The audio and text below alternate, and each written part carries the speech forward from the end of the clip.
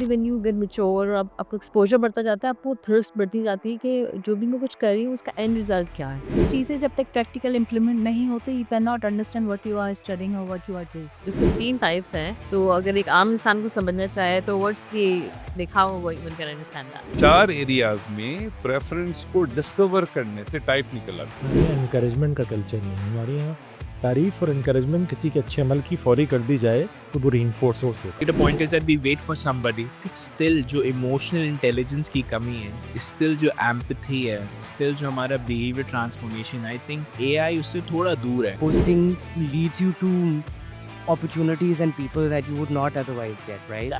Engagement कम इसलिए है कि हमारा ब्रांड नेम अच्छा नहीं है, इंगेजमेंट कम इसलिए है कि हमारे मैनेजर्स अच्छे नहीं हैं, इंगेजमेंट कम इसलिए है कि we don't pay the right amount, engagement इसलिए कम है कि कल्चर का मसला है, इंगेजमेंट पूरी है कि लीडर्स अच्छे नहीं हैं। क्या है?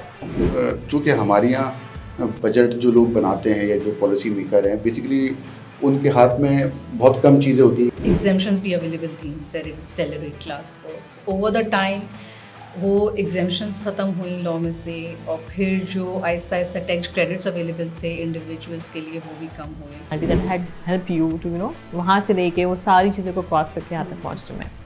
I think इनके लिए बड़ी अहम है कि always take feedback positively.